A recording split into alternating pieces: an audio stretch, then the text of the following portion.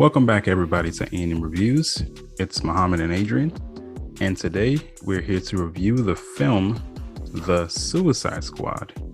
Essentially, this film is about the government sends the most dangerous supervillains in the world, Bloodsport, Peacemaker, King Shark, Harley Quinn, and others, to the remote, enemy-infused island of Corto Maltese. Armed with high-tech weapons, they trek through the dangerous jungle on a search and destroy mission with only Colonel Rick Flag on the ground to make them behave. But what did you get from The Suicide Squad? It was great. It was a pretty good movie. I couldn't remember. It was like, why is it not called 2? And I guess the first one was called Suicide Squad, and this is The Suicide Squad. Interesting title choice there. But I thought it was pretty good. It had comical moments. It had that same James Gunn style the first one had. I think this story on this one was more interesting and a little more high stakes than the other one, right? You didn't have the weird witch in this one, who was the big villain. So makes more sense this time around. Right, it made more sense. I also feel like these films almost remind me of, if you're familiar with, what's the name of those movies? What's the category? It's action movies with a bunch of washed up action heroes, and then Expendables. Yes, the Expendables. I feel like these movies remind me of the Expendables because they just take similar characters or equally weird characters, put them together and put them on a mission. And it's not a bad comparison, not a bad thing. If you have the formula, stick to it, it's great. But it felt the same, right? You could almost person for person, this person replaced that person. Or some of them were still in this movie and just died early. Spoiler. Right? Yeah, some of them died. But the same way the last one, some of them died very early, and it was hilarious. The deaths in this one were less hilarious. Really? It's more. I don't know. I'm going back and forth. They were less or not, but they were maybe equally hilarious. But the way it was filmed it was good. It was colorful. It was an interesting story. Well, I enjoyed this one a lot more than the first one. Not that I didn't enjoy the first one. I enjoyed it in parts, but it was never a complete story, like a full movie. This one definitely felt like a full movie. It had a goal in mind, and they executed it. And they executed it very well.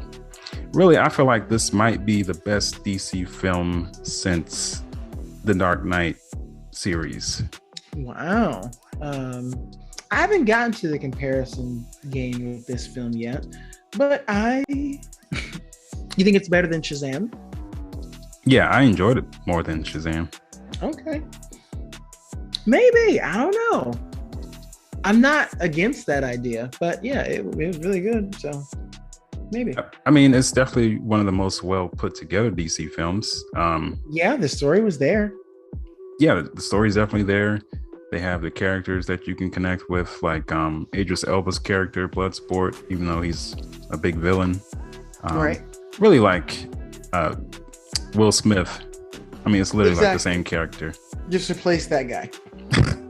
That's what they did a lot in this film. Yeah. They tried to kind of distance themselves from the first film while also carrying over some of that same stuff from the first film. Like some of the same characters. Right. Like Harley Quinn and Amanda Waller. Right. And we got more Amanda Waller, I felt like, in this one. And I was really happy about that because they were hilarious. It was, well, not all was hilarious, but very stern, very demanding, very much in character. And then hilarious towards the end. But yeah, definitely. But you did say that the kills or deaths were maybe more funnier in the first one. Really, only one person died in the first one, from what I remember. I guess it was. It was just the guy with the strings, right? Yeah, so stupid. Which was hilarious. He was built to die anyway. It wasn't the one guy. They killed a couple in this one. A couple? But they... That's That's an understatement. You're right. I guess the majority did not finish the film. But I was thinking about that opening scene. Well, not opening scene, but in the beginning, where a couple of them die pretty instantly together. They felt like more serious deaths. They weren't as like hilarious. Yeah. I think James Gunn brings that same Guardians of the Galaxy feel. Really almost the same setup. If you look at the main villains that they have for the mission. I mean, I'll probably get into that later, but you do have a lot of characters here, but a lot of them just don't last past the first 15 minutes, really. No, I think the formula for these movies is a really good way to explore more characters who are like these side villains that really are not an issue for most of the DC heroes. And if they are, they're not for long. But we get to experience them on camera, one film, which is really cool. Yeah. Some of them, we don't see their powers used at all, and they just die. But I guess that's fine. Didn't want to waste that money on special effects. Well, I mean, they are very brutal in this film. This is rated R. This is not for children. Yeah, it is.